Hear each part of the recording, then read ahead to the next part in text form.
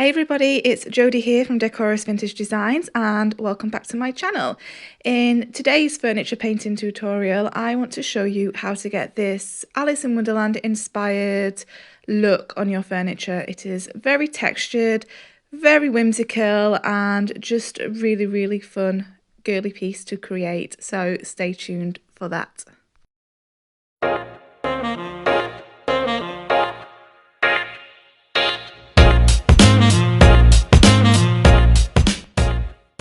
Okay, so to get started with today, I'm going to go straight in with the Would You Bend, and this is the Corbel Applique. I am heating my Would You Bend up because, as you can see, it bends. It does what it says on the tin, and I'm using some high quality wood glue to stick this on with. So these Corbel appliques come in a pack of 2 and they're absolutely fantastic for accentuating corners. I'm going to put one on both sides of this.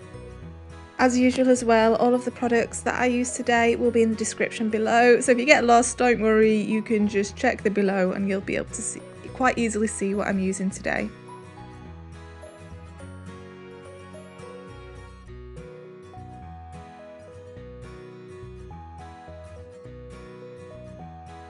So this is a applique set that comes in a pair called 1338, and I am basically now I'm trying to create a frame around my Alice transfer. Here I am using the corner applique, but I'm obviously not going to be using it on a corner right now. I really want to create a kind of crown for the Alice transfer. And another little tip is if you use your hairdryer as you're gluing the appliques onto the furniture, it will make sure it stays bendy and firm to the furniture. The appliques I am using here are a set of 2 called 1723, and now I have moved on to some trim. I think this one is called the embellished trim. Again, it will be listed below, and I'm just going to show you the best way to kind of uncurl this. And it's basically just getting your old hairdryer or a heat gun and just slowly working it. If you go too quickly, then you will find it will snap. That's not a big issue because you can also still work it even if it does snap off a little bit. But just take your time as you heat this up, and then you will find that it does start to straighten out. So when I use these trims, I tend to put the glue on the furniture first. It was a really hot day on this day when I was painting, so I did make it a little bit hard for myself. And then I like to continue using the hairdryer and continue working it, because as soon as it cools down, it will become firm, it will stop being bendy. And obviously you have a lot to work here with the trim, so it's super easy as long as you just keep putting heat on it and make sure it stays bendy. It's super easy to use. As you can see, there are a couple of little bits that did snap off there, and again, if that happens to you, don't worry, because you can just grab the little piece and stick it on there, and once it's painted, nobody will notice. Okay, next up is Sea Spray. You guys know how much I love Sea Spray. I'm always using Sea Spray for texture. So I'm using 1 scoopful here, and the advice is to use 8 ounce to 2 scoops, but I'm not going to do that today. I'm just kind of going to measure on a as feel basis. That is just a guideline. You can make it thicker if you want to. You can also make it a little bit thinner, and today I want it quite thick. So when you use Sea Spray, make sure that you use a brush that an old brush or a cheap chip brush, something inexpensive that you don't mind replacing, because it is hard on your bristles. I'm just going to very gently tap. I'm going to make sure that I cover all of this applique and make sure that there's plenty of texture on there. And I'm just going to keep working this all across this Edwardian set of drawers. So the colour I mixed with Sea Spray today is Lemonade, which is a very soft yellow. It's almost white with just a very strong yellow tinge to it, if I'm being totally honest. And this is just going to provide my base. And yes, I am keeping the pulls on today. I want the pulls to be part of this piece. I generally don't take my pulls off. I tend to like to paint my pulls, and as long as you either slick stick or top coat your pulls, then the paint will adhere and stay on them absolutely fine as well. And if you find your Sea Spray gets a little bit thick as you get towards the bottom, because maybe it's just drying because like out here the weather is warm, or maybe you just find that there's some more powder at the bottom that hasn't been mixed properly, then don't worry, just keep adding little tiny bits of paint as you go, and just keep mixing that in, and then you will find that that it becomes a little bit looser again. Alright, so now that the sea spray is dried, I'm coming in with Limeade, which is a really, really summery, you know, and spring-like green colour. It's a very, very vibrant pastel green, and I'm coming in with my chip brush. So these chip brushes are very, very cheap, I can't get my words out, inexpensive brushes, and you can either get the premium ones from Dixie Belle or the cheaper ones. I would probably suggest the cheaper ones if you're using texture additive, but if you are wanting to actually do what I'm doing here, then I would recommend the premium ones. So now I'm also coming in with some soft pink and some apricot. So the Limeade is going to be at the bottom of the piece, and I'm working the soft pink and apricot into that, and I'm just working it upwards a little bit. I am using a technique here called dry brushing, although I'm not using any water, shall I say, today, and I am basically just blocking out my colours right now and just making sure that I'm getting the colours where I want them to be. I'm not concerned with blending them right now or anything like that. I just want this to be a very, very pastel-y piece with plenty, you know, I want whimsy to meet rustic, and so right now I am just planning out where I want my colours. Alright, so this is blueberry now. This is a really soft blue colour with, as you can see, a tinge of purple to it, and I'm blending that into the soft pink. So I guess what I'm thinking here right now is I'm thinking of a field, so the Limeade might be the grass and the blueberry is going to be some of the sky, and the pink might be flowers. I don't know. I've just chosen a bunch of pastel colours that I think might work nicely together, and I am just experimenting here today. I know I want to use the Alice in Wonderland transfer, so another little tip actually, guys, is I looked at the transfer and I tried to pick colours out of the transfer as well, and there was a lot of these types of colours in there, especially the blueberry colour. So what I have here now is Pure Ocean. And this is almost like a turquoise. It's a very, very deep blue with a soft tinge of green to it. And I'm going to work that over the top and around the outer edges.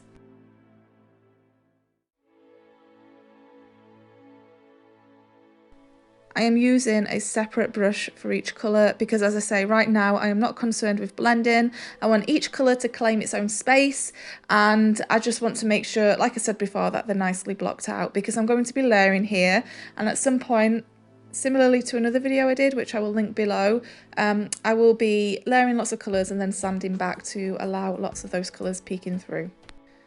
Okay, and now here we have Peony, which is a lovely, lovely pink colour. And as you can see, when it blends into the Pure Ocean, it almost creates a very soft purple, which is just lovely. And again, it's really hard sometimes to explain why or where I'm putting colours. All I can tell you is that the Limeade is basically the bottom, the Pure Ocean is the top, and then all of this, the soft pink, the peony and the apricot that I am using are sort of existing somewhere in between, and yeah, that's all I can tell you for the moment. Though I really, really recommend that you just grab colours that you like and that you just layer them and blend them and experiment so that you can start to see what works, and that's really how you get experimental. So here now I'm using some more soft pink. So what I did decide is, so where the Alice transfer is going to be going, I wanted that to be highlighted. So I don't want any dark colours there. So now I'm coming in with soft pink, and I am basically creating a bit of highlight in there in the middle. And by that I mean I'm using a lighter colour and keeping the darker colours all around it.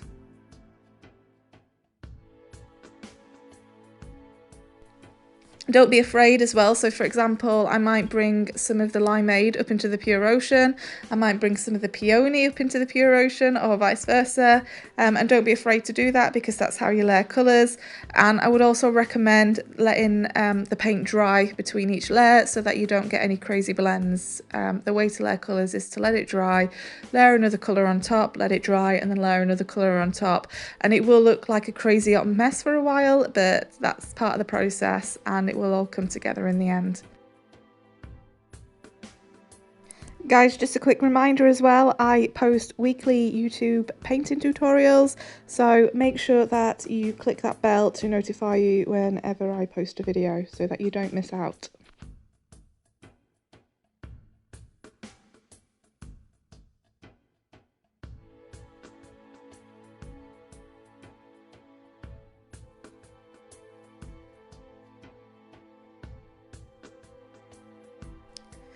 So as you can see here now, I'm bringing some of the peony up into the pure ocean, and you can also see that that some of the limeade has been brought up there as well. So this is what I mean by layering colours.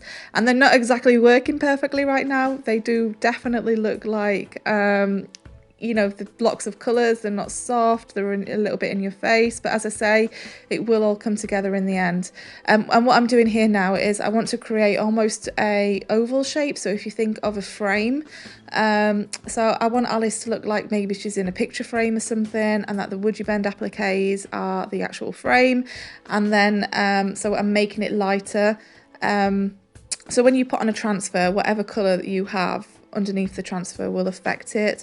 So I don't want a dark colour and for my Alice to be lost, so that's why I am now using soft pink in the middle there, and I'm almost trying to create like an oval shape around those would you bends.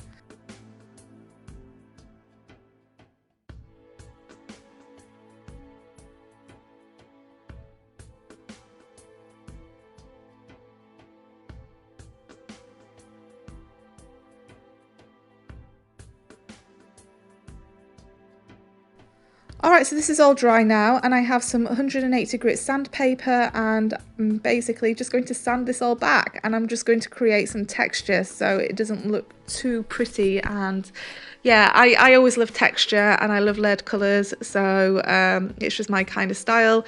So what's happening here now is I'm sanding all of that texture back. So the sea spray is created, because I made the sea spray quite thick, it's quite gritty, so I am sanding back all of that grit, and as I sand back, some of that lemonade is peeking through, and it's also making sure that it's bringing all the colours together and that there's no harsh blocks of colours. As you can see there's quite a harsh block of peony, but when I sand that, it starts to soften up and some of that lemonade comes through there as well. So as I say, I absolutely love layering colours, and I love this process because you can just get kind of crazy with your colours, and then when you sand them all back, it's just amazing to see them all work together.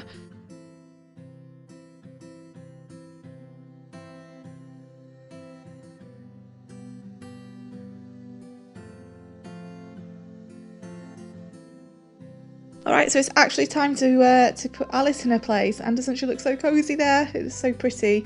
So what I am using here is the little stick thingy-majig that actually comes with the transfers, and what I would recommend is that transfers absolutely hate moisture, so make sure that you're in a dry place with very little humidity, and also make sure that the paint is completely dry, otherwise the transfer won't stick. It will pull up the paint.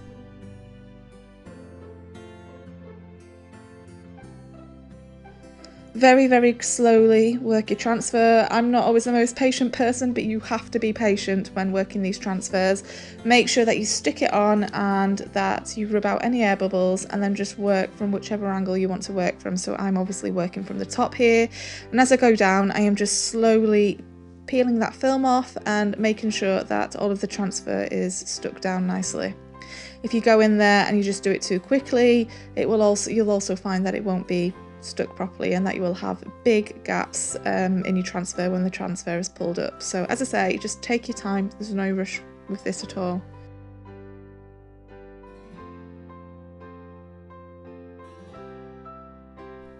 Also, when you actually have applied your transfer, a very good recommendation is just to get the back of your hand and just rub the transfer down, and that is just, I think it's called burnishing, and that just makes sure that your transfer is stuck on there as well.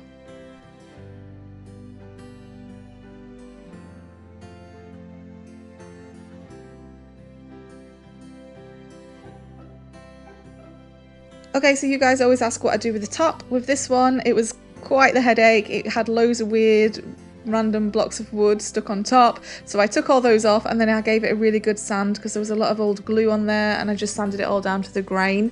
And then what I decided to do is use some Voodoo gel stain, which is a water-based gel stain. The colour I used was White Magic, and I'm using one of the Dixie Belle applicator pads for this as well, just to rub that on. Because this is the first layer, I am not worried too much about it being perfectly smooth, because what I want to come in with almost like a weathered lined look. So right now I'm just getting the the gel stain on there and just making sure that there's good coverage and it's nicely in the grain. Okay, so now I've got my limeade and some kitchen towel and lots of water. So I'm spraying my brush to make sure that the brush is really, really wet, and I've also sprayed the top of this. And then every time that I apply the limeade, I am rubbing it down with some kitchen towel. This is called a water stain, and it's just a really, really perfect way to get a very soft weathered look. So I still want some of the white peeking through on this. I just want the limeade to be very, very soft. And because there's lots of water involved, and because I am continuously drying it with kitchen towel, you can also use a rag, by the way, you don't have to use a kitchen towel. You could also pre-water your limeade down if you want to as well, but it just gives me plenty of time to work it.